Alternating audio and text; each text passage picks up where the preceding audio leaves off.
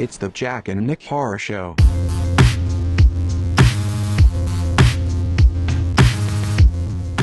Hello, and welcome to Movie Phone. Sponsored by QA... Sorry. Did you ever call Movie Phone? Probably, but like I have a very shaky memory of that sort of thing. I had an idea... go ahead. No, I mean calling anything in the late 90s that was automated. Like it probably all was terrible. Like worse than we could ever imagine. Like if you had to do it today, you'd want to kill yourself. Yeah, it was really rough.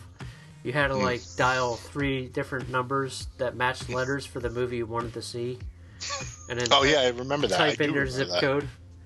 I had an idea a while back for a Saturday Night Live skit where it was like the family all talked like news anchors or the Movie Phone guy. Mm-hmm. So they would be like, "Hello, how was your day?" You know, it's kind of like one of those things. It was terrible. Traffic was really bad, and then you have somebody going, with the helicopter voice and all that. Right. I wonder if that ever was a skit somewhere on the internet. Probably. It's possible. It's possible. There's so much content these days. There are no other horror podcasts, though. It's just us. Wouldn't that be nice? And here we are talking about Movie Phone and Saturday Night Live. Okay. Right. Mm-hmm. So, anyway, hi. My name is Jack. You are... Nick. I'm reading this off of a teleprompter. I can tell. It is thoroughly astounding. Yes. That you sound that way. So tonight, one of us is discussing Us. Oh yeah. So here's the deal, listeners. We don't ever. We don't get out much. We don't. Other than the fact that we don't get out much, we don't. We don't like to spoil movies on this show, and I kind of feel like you can't talk about the movie Us without spoiling it, right? And also, Jack didn't see it. I didn't see it because it's a whole bunch of reasons. Yeah, and you don't get out much. I don't get out much. I do get out. I saw Get Out. Speaking of. That wasn't intentional. Right. It was not. Those people that are sitting there, no. Put your fingers away from your phones. No. No. I actually kind of hate that about how a lot of people can't talk about Us without mentioning Get Out first. And right. To me, it wasn't intentional. I don't even understand why. Because it's the same director, duh. I know you can mention it. I understand that much. But they're comparing the saying. two. I'm sure they're two totally different movies. Exactly. Completely. Yeah. So there's no... It's like... it happened to Shyamalan, too, with Sixth Sense, and then Unbreakable came out, and everybody was it's the same character. Oh, I don't like this one as much as that one. Well, it's it's not... That's not what you... That's not the way you judge movies necessarily. And sometimes it is. Movies, yes. So, anyway, I didn't see Us because of, let's just say, some things have gone down. And timing-wise, there was no... I only got one day off this week. Yeah. And that was it. But I did watch a lot of the last 2 Fridays. I'm going to make it a quest to watch live every single last drive-in for the next 7 weeks. So I'm doing that. That's your happy place. That's my happy place, yeah. I haven't had time to watch it live, unfortunately. See? No, I watched... you saw Us. Yeah, I did see Us, the movie. Yeah. And I saw some of the Joe Bob stuff. But, that's it, man. So, at any rate, we're going to talk about Us as our movie of the week without spoiling it and without ruining it for Jack, and with just my opinions, relaying to him what will one day hopefully be his agreeing opinion, but he might not agree with me someday. So we're not really going to give you two opinions on it, and we're going to try really hard not to spoil it. Maybe in the future we'll do our first spoiler-filled episode, but I feel like there's still a lot of people who listen who probably are also adults and didn't get to see us. So I'm hoping you appreciate that we're not going to spoil the movie, and it is very hard to even talk about it without spoiling it. And then we're going to talk about movie collections and why people keep them or don't keep them. And do you have horror memorabilia? It's a question we asked on our Facebook page, where if you followed us, you would have answered it. We would ask it on our Twitter as well, at Jack and Nick Show, if we remembered the password to sign in. We're going to do that one of these days. One of these and then days. We're going to, yeah, then we're going to get our shit shit together. It's shit just, together. Yes. 2019 hashtag shit together 2019. Hopefully we don't take two different shits and two different toilets and put them together. That's not what Jesus we mean. Christ. You really did it. I did. Okay. I did it, Nick. So, Anyway, all right. Movie of the week is Us.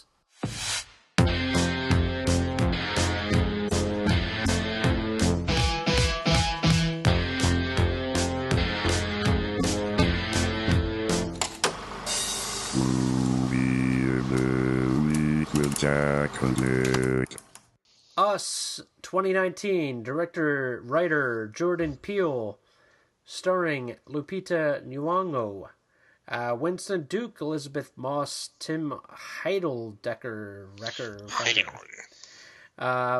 and a bunch of other people. Anyway, sorry to those people. I don't have all night. Nick has seen this. Plot-wise, it says on here, a family's serene beach vacation turns to chaos when their doppelgangers appear and begin to terrorize them. That is basically all that's all you can notice from the trailer anyway. So that's kind of a good synopsis, I would say. But I haven't seen the movie. Nick has, and he's going to give you his review. Yeah, so here now. it comes. Here it comes. So Us was good. It was very good.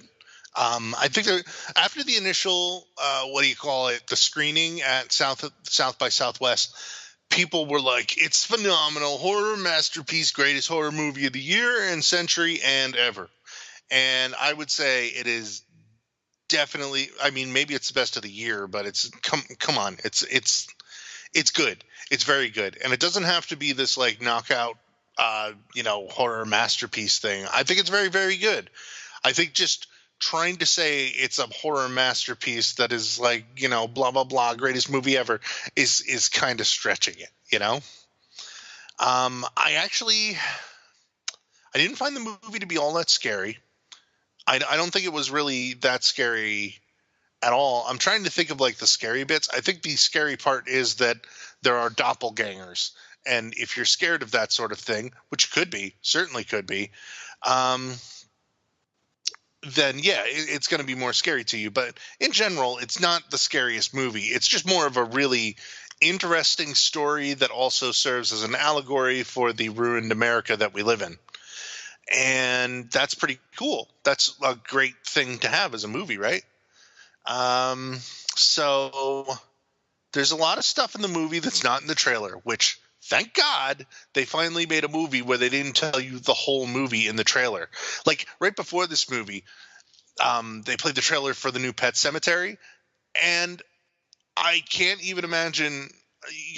I mean, like I might see Pet Sematary in the theater, but I wanted to see it less after seeing the trailer. I turned to my wife after it played, and I was like, they showed the whole movie. Yes, they did. In that trailer. Or at least, I mean, maybe there's some twists and turns you don't see coming in the Pet Sematary movie that they didn't put in the trailer, but it seems like all the twists and turns are in the trailer up to and including probably the end of the movie. So anyway, Us does not include enough in any of the trailers to tell you what's really happening.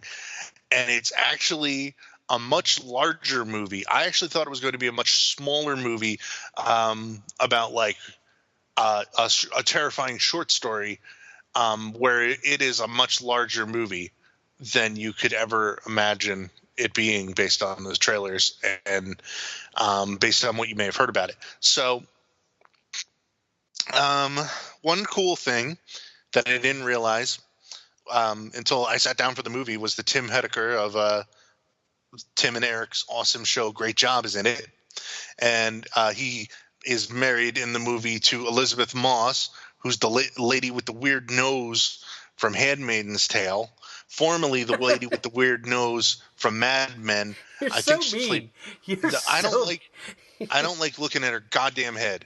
She looks like, all right, she's got eyes on the sides of her head, and then this nose that's like doing something, and I don't know what. And I guess I don't know. People are cool with that, but occasionally I will see someone that I cannot look at in a movie. Okay, my wife has the same problem. She has it with Clive Owen of all people. She can't look at. Really? Yep. For me, it's Handmaiden's Lady. So anyway, she doesn't watch Shoot 'Em Up with you. No, she never watches Shoot 'Em Up. And I always, like, whenever we're like, let's just watch something, I'm like, Shoot 'Em Up, and she puts it down. Also, Children of Men, she's only ever watched once and can't watch it more than once because Clive Owen. But I've seen all of Handmaiden's Tale, god damn it, only because it was on when I was in the same room. I actually wasn't watching it. That show's really dumb, if you ask me. So anyway, not the Handmaiden's Tale, Jack and Nick Handmaiden's Tale show, okay? It isn't? Going back to the horror. No, it really isn't. Okay. So, anyway. Jack and Nick's Horror Maiden show. I'm talking about us, and not the us of Jack and Nick, the us of our movie. doppelgangers.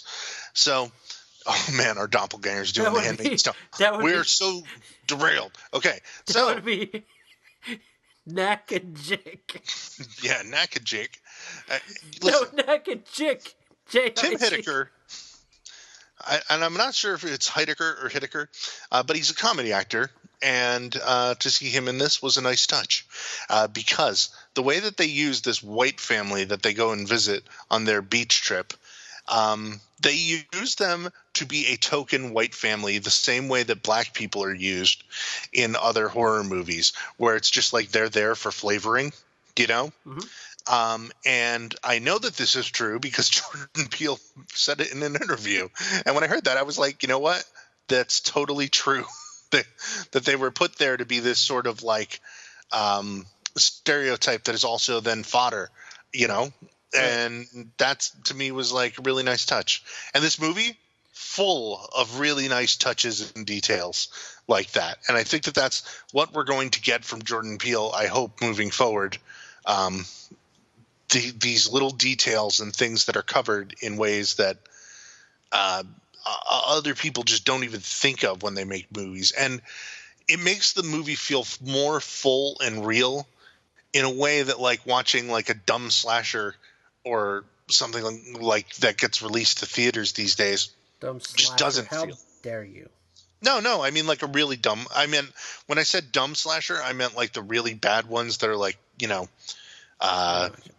the things that we get from like Blumhouse that are like we're not even going to talk about on this show. Those type of like supernatural and like got good movies. They do. They absolutely do, and they have shitty ones too. And you know, like go watch Annabelle. Go watch Annabelle. No.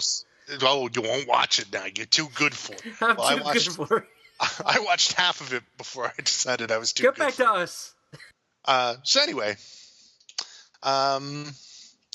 this movie's really good. You know, everything about it. It's so well acted and such a well told story that even though the story gets kind of ridiculous, I don't feel like I had to suspend my disbelief an insulting degree. Whereas stories like this sometimes become so ridiculous that you just start thinking of the ins and outs of, but wait a minute, how come this happened, you know? It's also completely unpredictable. Like, if you sat down and in the first couple of scenes of this movie were like, ow, I knew exactly what was going to happen, you're full of shit. You're a liar, and I hate you.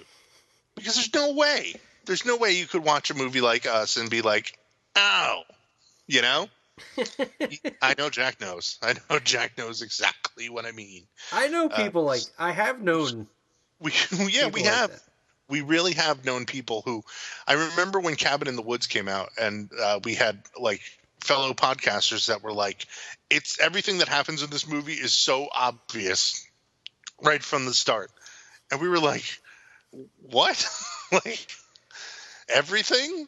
Like, Right. it's just annoying, and I'm just saying Cabin in the Woods is an example. You know the people I'm talking about. You know it, people. Right. And you don't know who I'm talking about, but you know people like that. Everybody does. And you would like to see them get killed by their, everybody gets killed. That's what we're talking about, movies. Mm-hmm. So, anyway, I'm almost reaching the amount of that I can talk about Us. I really think it will be one of my favorite movies of the year. I recommend you see it in theater. I recommend you see it on VOD if you can't see it in theater. It's very good. I temper your expectations a little bit on it being some sort of horror masterpiece for the ages, and you'll be fine. Hype responsibly is what I'm saying, and you'll be fine. And you'll enjoy the movie a lot. I haven't actually seen too many negative reviews of this movie or anything like that. Have you seen any negatives? Oh, of course. Oh, really? Because, yeah, of course I have. That's all I see. Now, whenever a movie we've mentioned this a million times, whenever a movie gets good press, I mean, I understand there are going to be people that just don't enjoy shit and don't enjoy certain movies. I get it. But sometimes it just seems like people are just hating on something because it's something to hate on, Mm-hmm. Happens. Yeah, they're just trying. Most definitely. They're jealous of other people's good times. Like me, I don't watch Walking Dead, as you know, but I don't shit on it unless people are trying to mock me and say, "Well, you don't," that kind of shit. That's when I'm like, you know what, go fuck yourself. It's But when it comes to that, I'm like, hey, if people are enjoying it, so be it. Let them enjoy it, Right.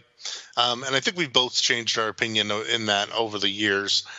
We've gotten to this old man point of, if you like it, fine, whatever. Whereas we used to tear things down, In a way. I saw that we got a Facebook comment that was like, you guys should do an episode where you just tear everything down.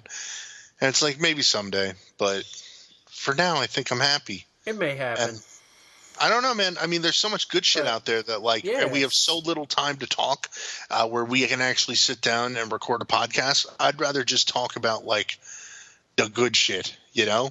And that's what we've been doing. And then sometimes we're so, we're just, we have enough anger shit to deal with. At our jobs, and just regular day-to-day life. So this is like our outlet for fun, and we don't want to be too grumpy McGrumpy pants, so. Absolutely. Anyway. So, Nick, you recommend this movie? Yeah.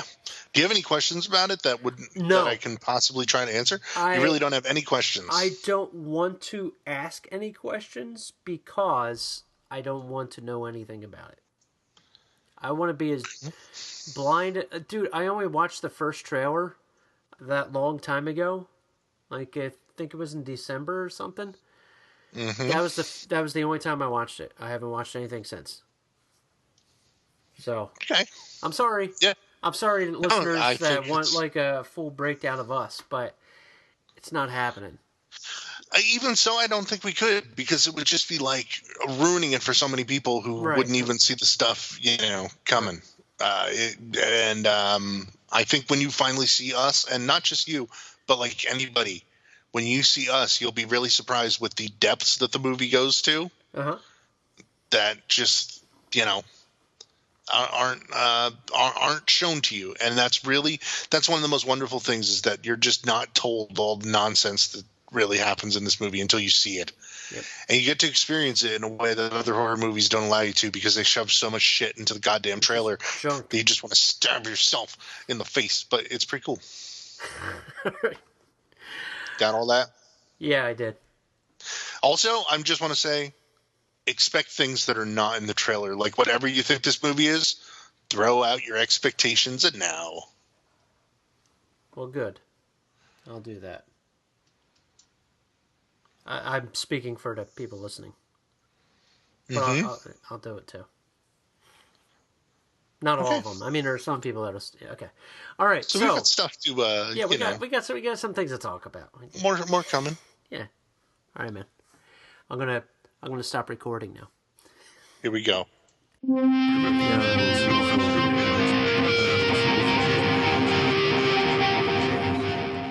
Tonight we're going to talk about something that is a fundamental difference between Jack and I, and maybe you're going to hear an opinion that appeals to you, or a behavior that appeals to you, or sounds like you, dear listener, of which there's probably only one, Sean Kelly Jr. We know you're out there. We're talking about collecting horror movies and horror memorabilia, and the whole shtick that goes along with that. Because I myself, I'm not much of a collector, but Jack, you have a video store at your home. I do. Tell us about your video store. You don't actually sell the videos, but you have a collection that is like whale sized. Yeah. Do you want me to go into this, or do you want to have the conversation first, or do you want to just talk about my collection? I want to talk about your collection, and then I want to talk about how I have a minimal collection, and then we're going to talk about have the what conversation. The people. Absolutely, okay. Man. All right. Do you want me to start how it began and where I become? What it's become? Well, I mean, we have to get to the point where what it's become, because that is a landmark. All right, so and a milestone. I'll give you the short. So before DVDs, I've always collected movies, except VHS. I never collected too much VHS when I was younger. I just would tape shit off a cable, or just watch cable, or just rent movies. I never bought VHS because I always found the format to be kind of flimsy and it would fall apart. So eventually Laserdisc came around, and boy did I collect those. And because they were affordable. Because remember, in the 80s, you couldn't really just buy VHS. You had to get previously viewed copies in order to get them cheap, and they were about $90. So when Laserdisc came around, it was about $30 to... Well, $30 was about the bare minimum. Sometimes they were less, sometimes they were more. And you would get commentaries and widescreen versions of movies. So you see the whole, movie. And I said, okay, so I got so many Laserdiscs. And I had a whole entire collection, and I loved it. Beautiful sound. Still better quality sound than anything that exists today. But then along came DVDs, and then I said, okay, that was around 96. It was right after Scream had come out. And I got one of the very first Laserdisc players. And I worked my ass off. I did part-time, and that was my thing. I just said I want to have a DVD player. And I got one, and the very first movie I bought was Blade Runner, because that's all that existed. It was Blade Runner, Batman, Space Jam, and Michael Collins, the movie with Liam Neeson. That's it. So I got those, and then it progressively got more and more and more. And that's when Best Buy started to carry DVDs, and I bought them, and blah, blah, blah, blah, blah. Anyway, but at the time, I was collecting a lot of things, mostly horror, but it's like New Release Tuesday. I was always at Best Buy gobbling up as much fucking movies as I could. And I would watch every single one. I wouldn't just put it on my shelf. All right, so we'll fast forward to the whole Blu-ray thing, etc. I just got a whole bunch of Blu-rays because I loved, same thing, special features, all the, Arrow, Vinegar Syndrome, Severin, you name it. Scream Factory, they all released great versions of horror movies on Blu-ray, and I just continuously collected them. Why? Because I like having physical media, I like special features, and I like to watch movies. And I like to have them at my disposal whenever I need to watch it. Like if I'm hanging out with friends and we're all like, hey, let's watch a movie, or if I'm hanging out with a girlfriend and I'm like, hey, let's watch a movie. And then we're like, okay, let's watch this. And then if you don't have it and you're watching, you go through Hulu and you go through Amazon Prime and Netflix and none of them have it, and you try Shudder and they may not have it either. That's where this shit works. Now, some people would call it compulsive. Sure. I used to also smoke cigarettes, but I quit that, so I collect movies. There's something I shared on Twitter. I think, Nick, you might have seen it, or I put it on Facebook too, I think, was that I did post a picture of my quote unquote video store, which I'm going to talk about in a second. And somebody sent me a message and they said, "Do you really need all those movies?" That was the first thing. And I said, "What are you talking about?" And they said, "You're a collection." And they went on to say, I'm not going to bring it up on them. I don't want to point them out. But they said, "Don't you have debt?" Like, and what the hell was the other thing they said? I can't. Nick, what was it I said? I don't know. They said something along those lines. I can't remember. I didn't see that happen. I did not see all that. Oh, no? Oh, okay, yeah. It was... Oh, here it is. Why do you have so many movies? Do you realize how much money you spent? Do you have debt? So They said this to you publicly. No, well, no, they said it to me in a private message. Oh. And I said, no. How many $4 to $5 beers have you drank that went through your pee hole? Do you realize how much money you spent? Do you have debt? And that was it. It ended. I got the same. The reason I bring that up, I got the same question from my friends years ago. I was their dad. That's what I was called, because I wasn't the drinker. I would take all the drinkers out to the bar, and we'd all go back to my friend's house and just hang out and bullshit. I'd smoke cigarettes, drink coffee, and just, that's all I did. But, I wouldn't just smoke cigarettes and drink coffee. We'd all bullshit and just hang out and have a good time. But the one night, they were all laughing at me, and they were like, "Dude, how many DVDs do you have?" And this, like, right after they first came out. It's like, I don't know, about 200. And they're like, "Oh, my God, that's ridiculous." And I said, "Well, how many drinks have you had that you can't sell?" Like, the only thing you have are a bunch of flushes in a fucking bathroom. Because I take you assholes out every night. You pay a $5 fucking cover charge. I get in for free because I don't drink. They give me free food, free soda all night long, and because I'm driving you home. It's wonderful. And you guys spent, one guy, no lie. I'm not saying that, like, if you drink it or whatever, have a good time with it. I'm not knocking it. But, like, one dude came up to me one day in the bar, my friend, and he said, "Yo, we need to go to the Mac machine." If you're from Philly, you say Tab Mac. And that's what an ATM is. So I go, okay. I take him over to Wawa, which is a convenience store. He goes in and gets it $200. We go back to the bar. 2 hours later, he opens up his wallet. Nothing. $200 in one night because he was buying rounds of shots. Give me a beer. Give this one a beer. That shit adds up quick. Oh, yeah.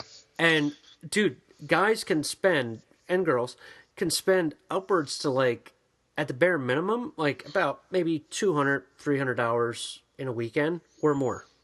Easily. When you collect movies, I get them for, like, $5, $10, sometimes 20, sometimes 50, sometimes more. But it all kind of balances out. And I try to keep my collecting at a minimum. Like, when I know I don't have enough money for the week, I don't fucking buy shit. Or 2 weeks, or a month, or a year. Or if I know I'm going to get laid off, I don't buy. And I sell a lot of movies, too. Anyway, and not getting too off the point. But yes, so eventually, it got to the point with my collection where I had everything in alphabetical order. And when you keep everything in alphabetical order, you just go, okay, here's a bunch of movies. You have no idea where to begin as far as what to watch. So then I started separating them by genres. And now, with the horror genre, I have more horror than anything else. I've now separated my entire slasher collection in one giant wall of slashers. But then there's also the big, ginormous wall of all the other horror movies. And I'm going to do, like, nature versus man, all that kind of shit eventually, too. But, so, one thing I always dreamed of is having a video store. Just like almost everybody. And the way my house is set up, I have a separate little room, and then I have like a little cafe, like a horror cafe, and then I have my theater room, all in the basement. Nick, you have been there. You've seen it firsthand. Yes, I have. So what I decided was, fuck it. this will be like my mental therapy room. Like if I need inspiration, I'm gonna get a little TV. I'm gonna stream my trailers and videos and all that kind of stuff in here, and I'm gonna build stuff. So now I'm building. It was like $60 for 2 giant bookshelf cases at Walmart, black ones, and I put them in the middle along with the new release shelf in the front. So the new releases are the ones that are movies that I just purchased that I need to watch, and then I have 2 bookshelves separated with to display box sets, and pretty soon it's going to be staff picks. Staff picks being myself, my girlfriend, and my cats, and my dog's picks, and. Sorry, Right. the video that I call it Stargrove video because the cat, my cat Stargrove decided to christen the video store room by peeing on the carpet in which I Wonderful. have in there. So now he has claimed ownership. So, and my cafe is Nightmare Cafe, and then the theater room is theater room. But anyway, that's what I got going on. And as far as how many, do you want to know the actual number, Nick? Of films? Of movies, yes. On DVD and or Blu-ray. Okay. Do you want to take a guess? 14,000. No, that's I don't too know. much. Well, you told me to take a guess. That was a bad one. I have 3,000. close, 2,907. 2,907. I don't think I've seen that many movies according to my flick chart. Yep, I have. But here's the thing. There are people that have 10,000 movies, okay? I don't think I'm ever going to get that high, and I don't want to get that high. And eventually, I do what's called the purge, and I go in and I go, okay, never going to watch this, never going to watch this, and I lump them all together and either sell them on eBay, put a post out to Facebook and stuff, or I just take them to a movie place to return them, which are getting very, very thin these days. But it's just something I like to do, and that's one reason I wanted to bring it up. There are people that will knock you for doing this. They think you're nuts, and it's a hoarder's mentality and all this kind of shit. Well, that's people's opinions. My opinion is I embrace. Obviously, I embrace the fucking genre because I'm doing a horror podcast like a bunch of other nerds. But I just embrace movies, especially horror movies, and I like to have them because there are nights where, just one night in particular, where I was alone, depressed, and all this in my place out in Harleysville. That's the other place you visited, Nick. And I was there all by myself, and I'm like, man, this really sucks. So I decided one night, I'm going to watch Night Train to Terror, Toolbox Murders, and watch something else. And it was a great night.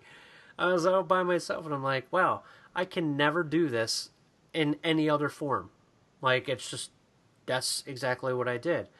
And it's just fun to do that, when I have friends over and we're watching movies and we just put on Dude Bro Party Massacre 3, and then I'm like, have you guys seen Just Before Dawn? No, let's watch Just Before Dawn, stuff like that. We just have a conversation, put on trailers, and they're like, I haven't seen that movie. I'm like, I haven't, let's watch it. That is fun to me, and it's a communal thing that you don't really get to experience too much. But that's my thing. Now, I know you don't have a big collection, and that's perfectly cool. But explain your reasoning. So, I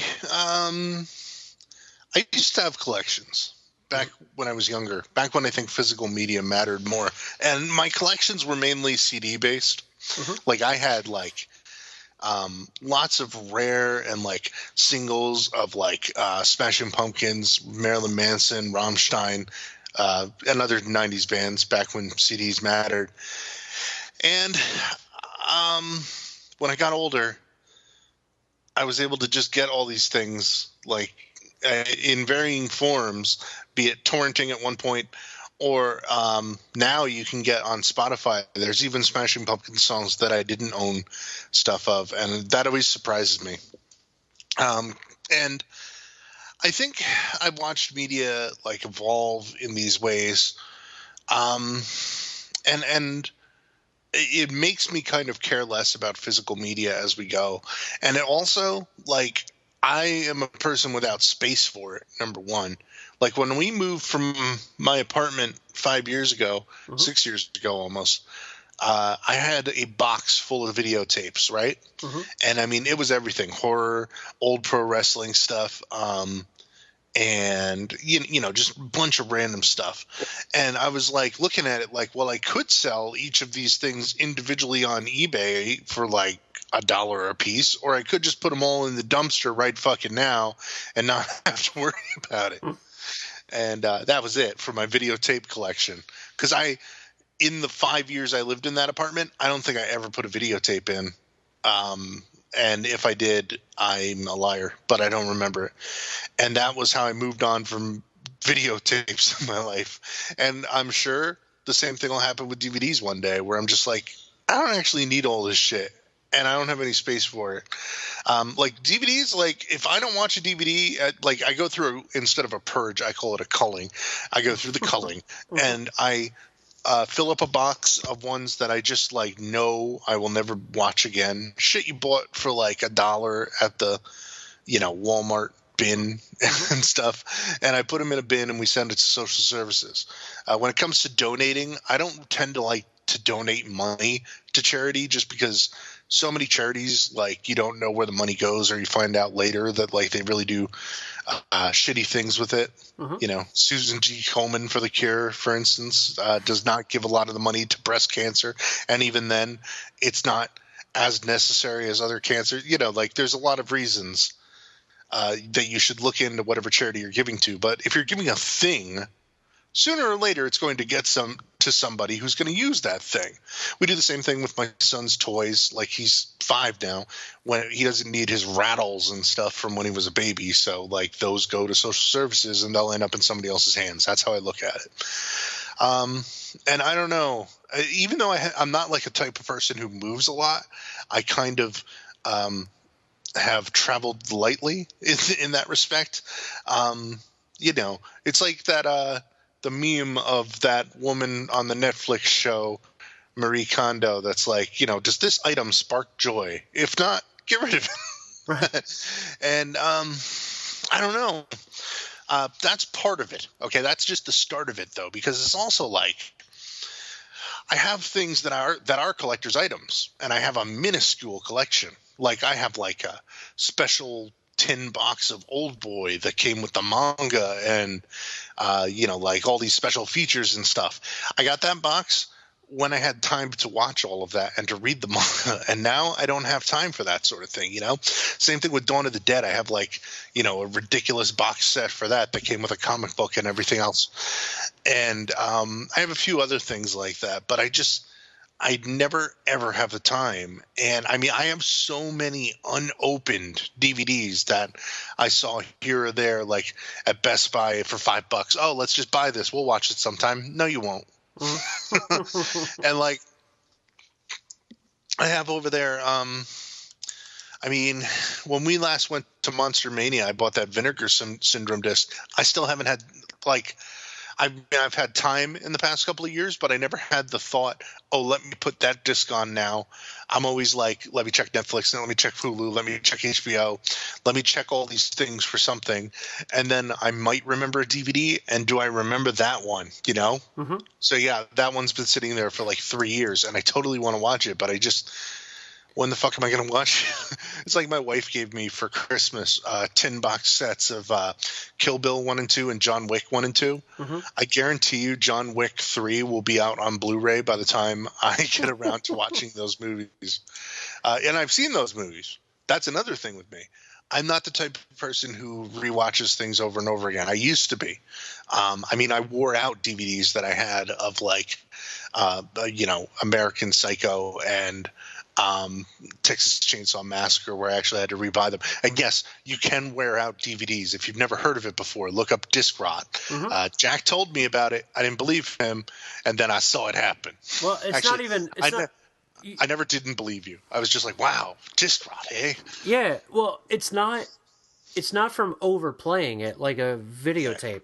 It's more that it just sits there and it just rots. A lot of that happened to Anchor Bay movies, especially the movies in the tin cans. My Evil Dead 2 it happened to. My Heathers it happened to. Yeah, I had my Hollywood Cop it happened to. Oh. I had a disc that was like the first 4 Freddy Nightmare on Elm Street movies. In fact, it was the first 8, I think. And first 8. That's all of them. It couldn't have been that. I don't know. Anyway, it was a bunch of them, and the disc just totally. No, it wasn't. It was like a cheapo disc that I bought somewhere that was like, wow, it was the first 4. I think. Yeah, was it the first 4? Okay. It might have been. I can't remember.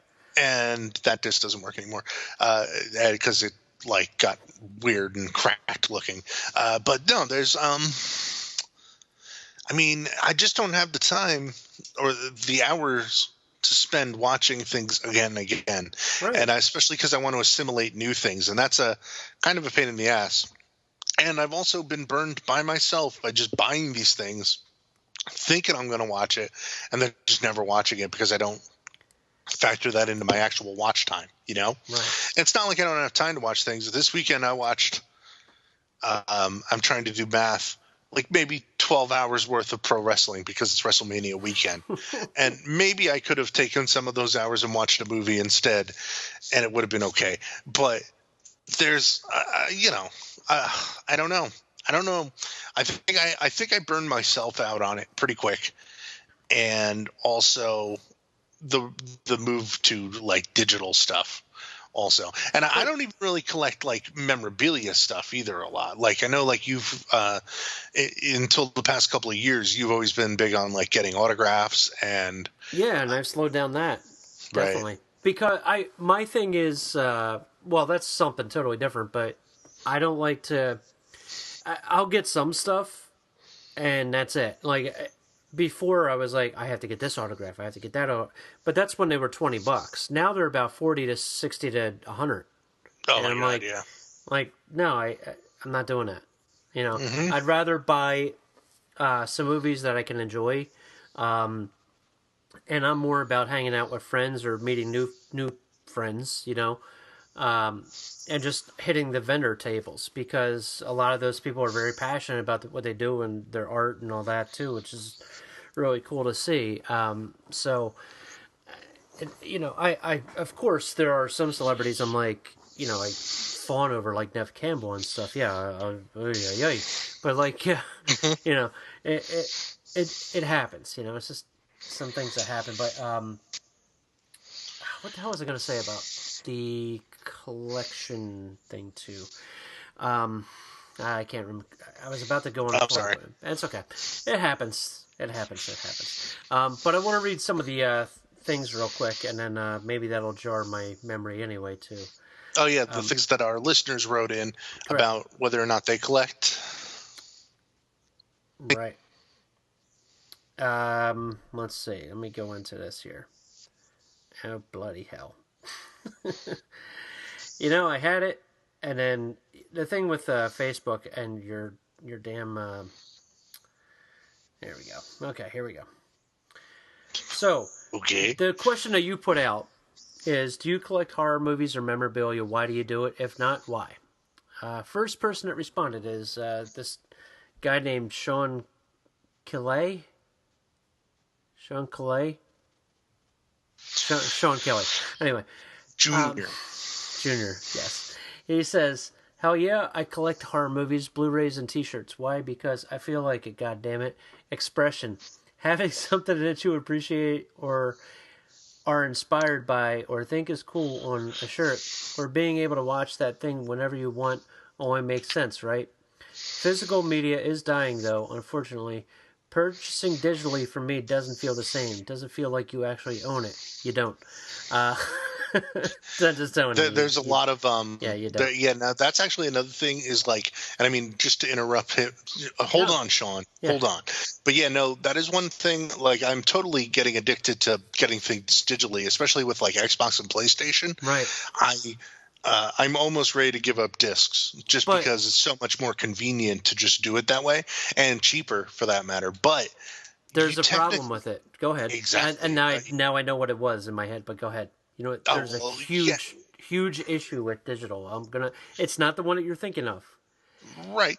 Well, there's several issues with it, but one of them is that a lot of times you don't actually own your media. Then you own a license to view it or to use it, which can be revoked in Correct. some cases At any time. depending on the manufacturer and what we're talking about. But you know those like, the end user agreements that you have to agree to before you play a video game. In the fine print, sometimes it says, "Hey, this may disappear from your Xbox one day, and you're fucked." And the legality of that is still sort of up in the air because it's still. I mean, think about how new a process it is for most people to have like a digital video game. You know what I mean? Right. And I mean, we're talking video games, but it's really going to be a problematic thing, especially for those of us who.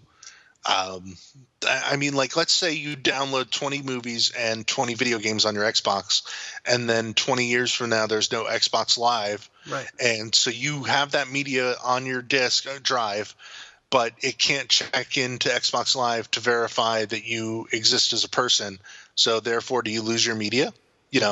There's a lot of open-ended things like that, especially as you see media things start to die off, like Vudu is being absorbed by, I forget the name of it, but they email me every fucking day that's like, oh, Vudu's going away soon. You better buy Vudu while you can. And then it carries over to HollywoodMovies.com or some, bullshit site. And that is going to be a very hard way to keep a collection in the future where you have all these digital copies of things that like Vudu, we've actually had a shared account between us that go all the way back to like 2011 with movies on it. I don't even know if you remember that, but I checked in with the Vudu thing recently, and it has like movies on there we used to get as screeners and stuff. And it's like, you might think, oh yeah, I have that movie in my collection, but it's in one that like you shared with me or some shit. Right. You know what I mean? Yeah. And you don't have it, and you don't have it on disc. And was it on this? Was it on that? Was it on where'd I get it? Blah blah blah. You're not gonna know where your own shit is, and you're just gonna rebuy it again and again. Yep. Anyway, your point on digital media before we move forward? Speaking of overcrowding, digital media. You get overcrowded with digital media. More so than you do with discs. Reason being is, when you go on Netflix, you go, okay, I'm going to watch this, boom. No, you don't. You scroll, and you scroll, oh my God. And you scroll. And the same shit happens when you have a really big digital media collection. Because a lot of my discs, I converted to digital, and after a while, it's like the Apple TV doesn't work, or the fucking internet is too slow, or it just stops working all of a sudden, and I'm like, fuck it, I'm just going to go get a disc. Dude, this happens because, I mean, like, once my, when I had Netflix at first, it was easy. I'd watch one of the 8 movies I had in my queue. Once it hit 300 movies, I don't even watch movies out of my queue anymore. That's what I mean, yeah. And they don't even call it queue anymore. They call it lists because they know you're putting tons of movies on there to watch that you're never going to watch. Absolutely. And it happens to all of us. And that's the thing I was talking about with digital. It sucks because it's overwhelming. Yeah, and you got to keep scrolling and scrolling and scrolling, and then eventually you're going to be like, all right, let me think. There's a movie collection app that I have where you can pinpoint exactly your mood, and it'll tell you which movie to watch. That's nice. Yeah, it's nice. It's really cool. Like, you could say, I'm in the mood for like an 80s movie with Kurt Russell. Here's the 80s movies with Kurt Russell. It's like, oh yeah, I forgot. I got that, I got that movie a year ago. How about we give that a spin tonight? You know? Perfect example is this, man. The Happy Death Day to You, the sequel to Happy Death Day. It's coming out soon. I never saw the first one, right? And I saw the other day an ad for a pre-order that's both movies together. And I thought to myself, oh, that's good. I can get that, maybe cheap, and then watch both movies together. And then I was like, wait a minute. That means I have to watch 2 movies. Yep. Like, this is now a daunting task, you know? Same thing happens with video games because you get them for free with PS Plus or Xbox Live. I now have a collection of like 500 video games on Xbox and over 100 on PlayStation because they just thrown games at you every month, you know? Yep. And I sit down and I have to spend like a half hour. You know what website I use all the time for video games? HLTB, howlongtobeat.com, HLTB.com. You type in your video game and it'll tell you how long it takes to beat it. And then I do the math of, well, if I beat this 5-hour one in the next couple of days, then I can move on to this one, you know? And that's the other thing too. People will shit upon people that have movie collections about how much waste of money and time and all this kind of shit.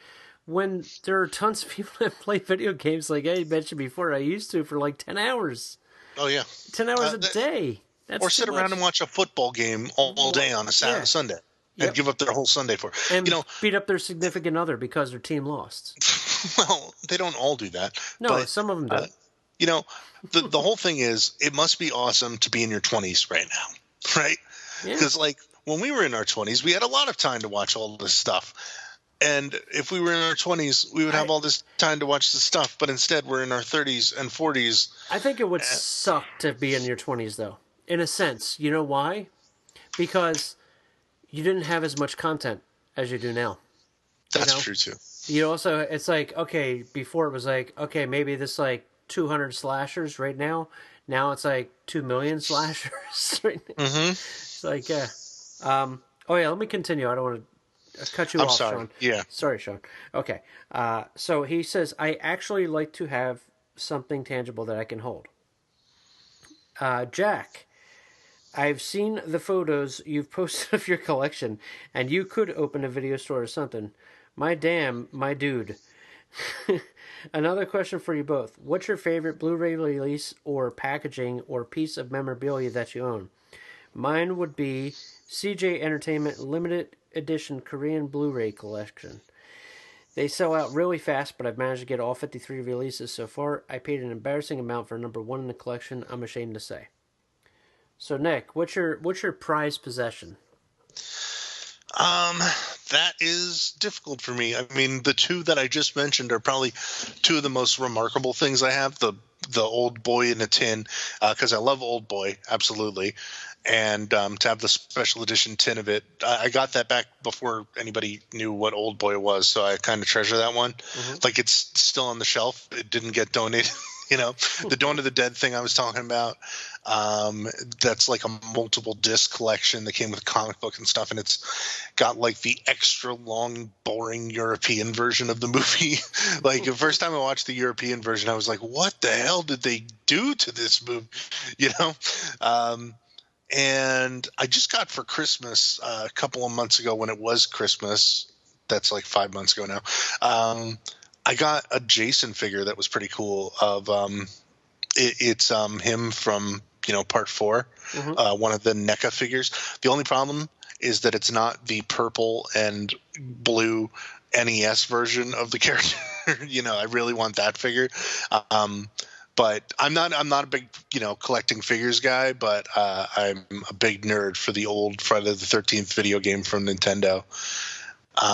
What else do I have that's like memorabilia? I'm like looking over at my shelf now and stretching my neck, and I'm like, I don't actually have a lot of cool horror memorabilia to talk about. Ooh, I have. Oh, well, all right. This is kind of not.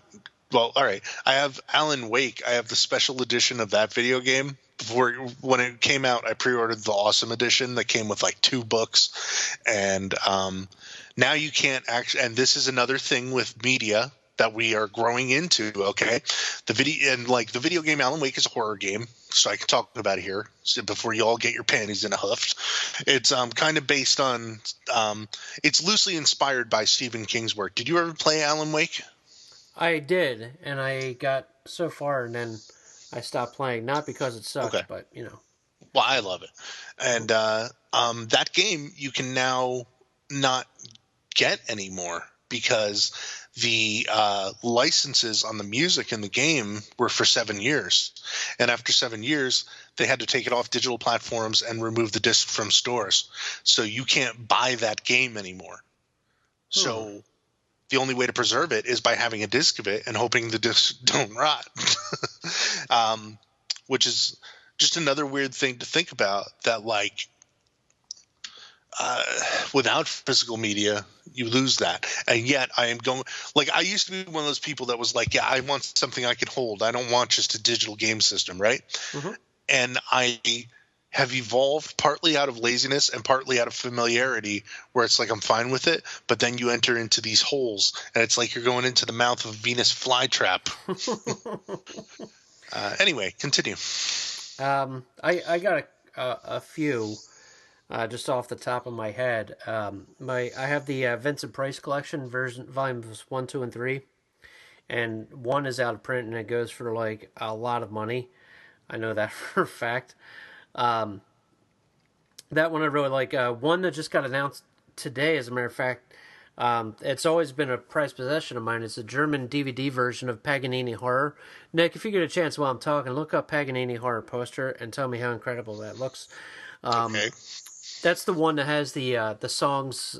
There's a girl band in it. They're the ones that sing a song that sounds just like "You Give Love a Bad Name" by Bon Jovi, and also "Twilight" by ELO. But they're not the actual songs. But if you put them side by side, they're the same exact songs. But and it's got Donald Pleasance in it. It's a fun little slasher movie, but the poster itself is like one of the best things ever. Of course, the Sleepaway Camp box set, I have the original before it got taken off the market because of First Aid sued them because they used the first aid kit. I have that. The American Horror Project from Arrow collection is great. The Herschel Gordon Lewis collection, a giant book, is great. There's so much. I mean, dude, Arrow, they put... so does Vinegar Syndrome and stuff, but some of the Arrow stuff, man, is just like...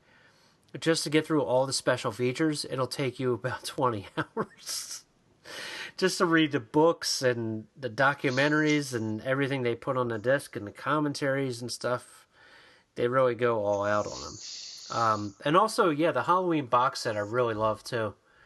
That's kind of incredible. Right. There's tons though. I mean, there's so many. I can go on forever about everything I got. But thank you, Sean, for your feedback. We got Mike Merriman. He says, long answer, no one wants to hear it. Short-ish answer, I stopped collecting for the sake of collecting about a decade ago, and instead have focused on buying movies that I find myself actually wanting to watch over and over. T-shirts and memorabilia I still seek out, but I will usually look for deals or items somewhat off the beaten path I find at vendor tables at conventions. So that I can get, I can get behind. There are some people that just want to watch or own the movies that they continuously watch over and over. And that makes sense. I have a bunch of those myself. But sometimes it's like you just want to go left of center, I like having that feeling of, that you don't have to, as Mickey says in Natural Born Killers, man needs variety, Mal. I do think focusing on what you're actually going to watch becomes more and more important, though. Yeah.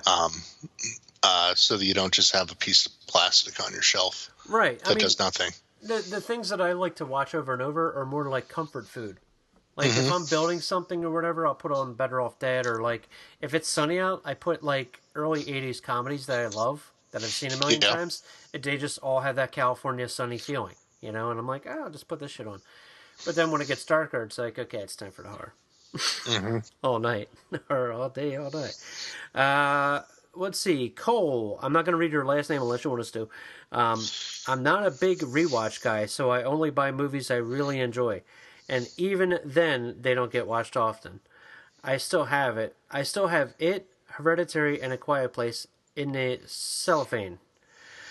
I am, however, a sucker for zombie movies, so I've got an impressive collection there. Oh, dude, that is we should have come to this prepared with a list of movies that we ridiculously still have in cellophane. That would have been funny because I have seriously, like, I think one whole shelf over there that I'm pointing at is just all movies that are still in the wrapper that were either gifts or $5 pickups or $1 pickups or whatever. I still have some movies in cellophane because they're worth between $200 to $1,000 each. Yeah. So why open it? You know what I mean? It's well, like, that's one thing, but I'm talking about like the shit that you were like, oh, I'll watch this. Oh, hey, this store's closing. I'll buy this. Here's the thing. I bought Ghost Ship a long time ago. Never watched it. Never. Like, fucking watching Ghost Ship. Fuck you, Ghost Ship.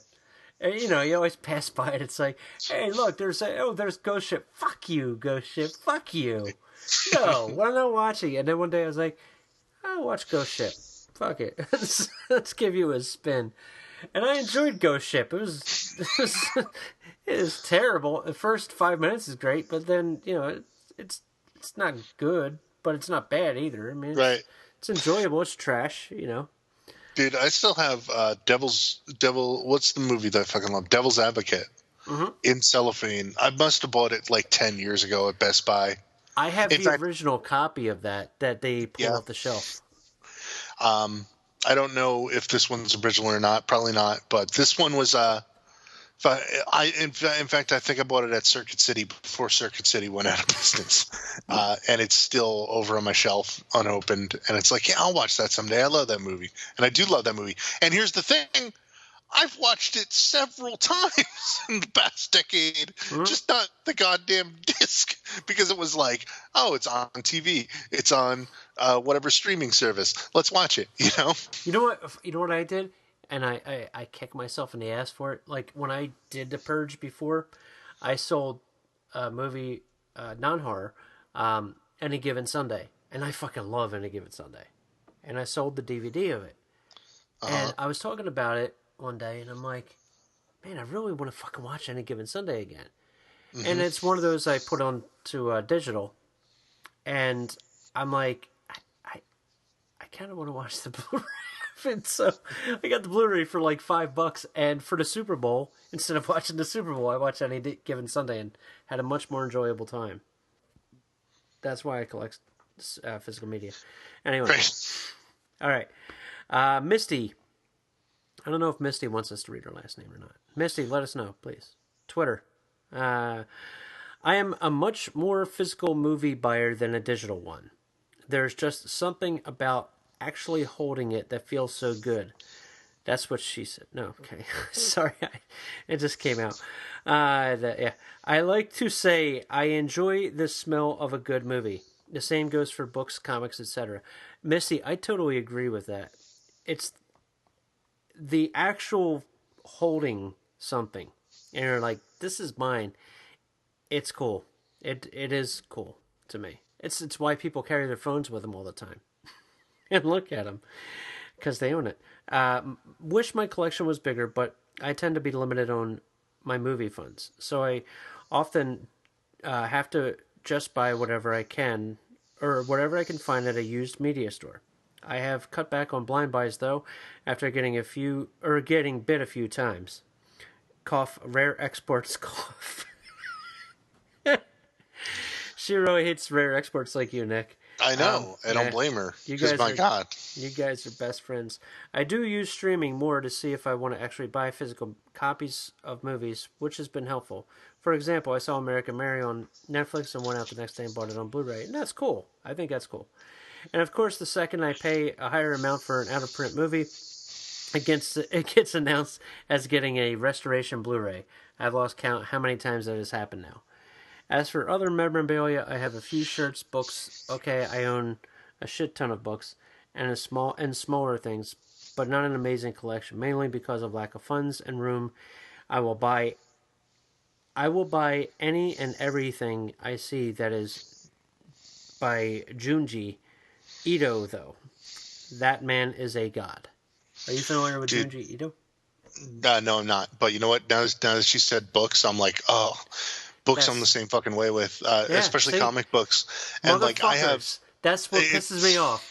That's right. what pisses me off with you motherfuckers that give me shit about the fucking movies. I'm like, how many motherfucking books do you have on your shelf, girl, that you don't read? They just sit on your shelf because you want to look smart, but you never read the motherfuckers. No. Right. And same shit happens. Now you got a Kindle.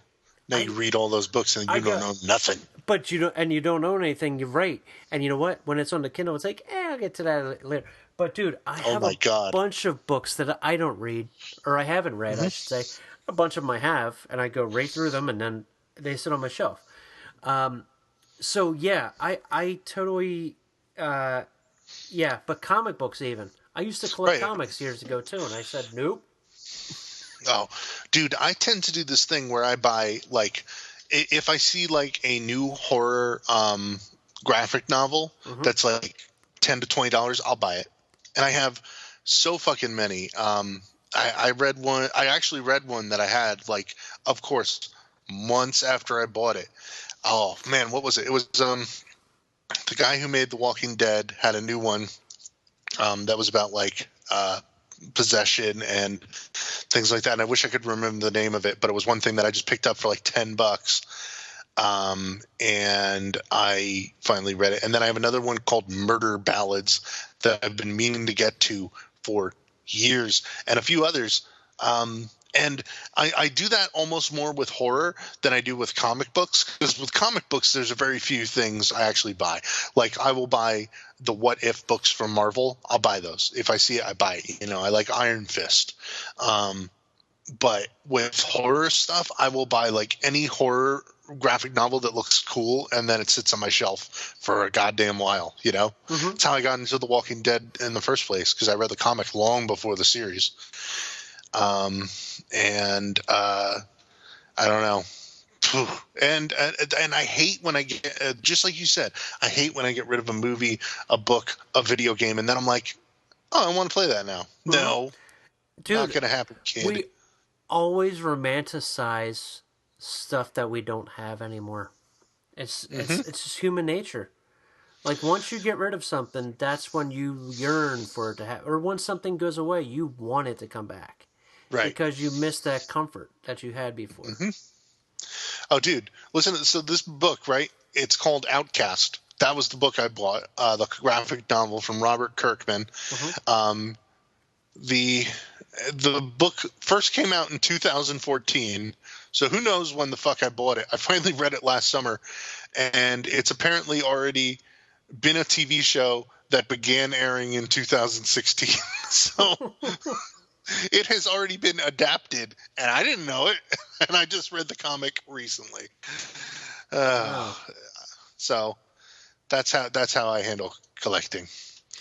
Yeah, I mean, my biggest thing that I do collect, like ridiculously, is slasher movies. Like, if it's like, if a slasher movie, the worst slasher movie is announced, I'm like, I'm buying it.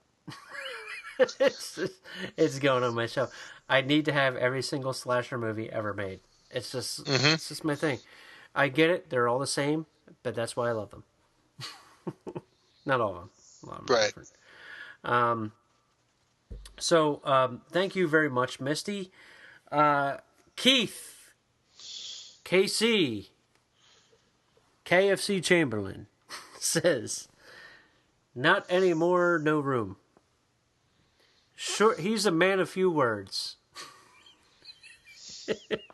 Not anymore, unless it comes to strangers pray at night. Then he's got a lot of words to use. Yeah, especially towards you. I don't care. I But you know what? still I'm with love him. that. I love that movie. I have no room, Marry it. and if I had a room or a man cave, I'd be like fucking putting all sorts of shit in there. But I don't have that yet Well, in that's my the life. thing, and that's the thing with the basement. I don't consider it a man cave. I even told Lauren that. I said, listen, this is not going to be a man cave. This is a house cave, okay? It's like we have video store, cafe, movie theater. What more could you ask for? got a popcorn machine, we got the soda, we got all this shit, we got the TV playing like music videos, got all of our memorabilia up on the wall. It's great. Come on. Eventually, though, I am going to build more of the cafe, like a wraparound booth and stuff. It's gonna be nice. It'll be nice. But so yeah, it's collecting is weird, kids, is what we're saying. It is. It's but everybody does collect their own things. Like, you know, if somebody wants to knock me for what I don't give a shit. You know, if they want to say, "Hey, you have a problem," it's like, okay. So what happens when all that goes away? I'm going to find something else to collect. Before I used to collect a lot of tobacco air in my lungs, and I said when I quit, I'm just going to buy more movies, and I did. Dude, even going back to your drinking story, we went to Barclays Center the other day for some wrestling stuff because, again, it was WrestleMania weekend. And my wife was drinking beer. She only got 3. It was $45. And I was like, you understand that, like, first off, when we go out in public, I can't drink because the amount that I would have to spend to get even a feeling of soused or drunkenness would be so much money because I have a high tolerance, right? I was like, you just spent all that. I'm spending that money on video games later. Like, I don't even care. I don't even care. It's true. It's my. I kind of get really. I don't get mad about it because it's like it's none of anybody else's business if they don't. You know, somebody. Somebody's like, "Oh man, you really don't have a life or whatever." I'm like, "No, I actually do. I hardly get time to watch everything and do everything. Like I get like sometimes one day off a week, and that time is sleeping. But you know, when I get home from work or something, I'll pop a movie in or whatever. But there are people that I know that like continuously show me pictures of their kids and their animals, and I'm like, well, here's my movies. Those are my kids and my animals. There you go. Right. It's true. The one thing I don't really have a problem with like what people collect or anything like that. The one thing I kind of have a problem with is murderabilia. Oh yeah. And you kind of see this sometimes as a horror fan. You will probably encounter it at some point or another. But murderabilia is there are some people who like to collect things that were from like serial killers, like a lock of, you know, someone's hair or a piece of a crime scene or things like that. I remember when we went to where the hell were we? We went to Monster Mania a couple of years ago, and we saw one of our listeners there, and he was like, "Man, I got this the signature of the BTK killer. I'm so excited about it." And I was like, "What?" And he was like, "Yeah, it's the first like serial killer memorabilia I have." And I was like, "What?" like, no, not cool in my opinion. So don't ever come up to me any place in real life or fake life and say, anything stupid like that. Do you understand, kids? That's just no. Get away from me with that. I don't think you should be sensationalizing people getting murdered and treating the people like who did it like celebrities. Learn about it all you want. Read about it. Watch your Netflix special on it. Do whatever, you know. But treating them like they're the actual celebrities in the story is the most stupid shit you can do. Fuck you. I'm sorry, kids. Fuck you. If you're like, oh, Ted Bundy's my favorite. No, fuck you. That's just too fucked. And I'll say fuck you to it. And I'm very open-minded about letting you do your shit, but that's the extent of it, in my opinion. So fuck me? I like Ted Bundy. Oh, yeah, because you like him. No, I'm just fucking kidding. No, but that's even something you've talked about before where people are like, oh, you like horror movies? Oh, yeah. You must be one of those crazies. Yep. And you know all about the serial killers. We know what happened to that person that asked me that question. He's in prison. Yeah. For doing the most unthinkable thing you could possibly ever do, and I'm not going to talk about it on this show. So, watch yourselves, kids. Anyway, I had nothing to do with it. Anyway, So thanks for listening to our rambling. Do you have any final thoughts before we go, Nick? No, I'm good, dude. I'm good, I hope too. next time we both see the movie and can talk about it a little bit more. But I think that'll happen. It'll happen. I mean, if we do, we don't, or don't. Or not. maybe what we'll do is like have a discussion first, and then a movie, and then do spoilers at the end of the show. I don't know. I mean, if you would rather hear spoilers, please by all means write to us and say, just shut up and talk about the spoilers. We all want to hear it, and then maybe we'll do it someday. But I kind of don't want to ruin your life. Yeah, I don't like ruining movies either. There's some people just like to listen to it and then ruin it for themselves. It's not fun to do that. Anyway, so thank you for listening to the Jack and Nick Horror Show. We will be back sometime in the near future. Thanks for listening. Thanks, everybody. Thank you. And follow us on all those places you follow us. Thank you. Bye. Yes.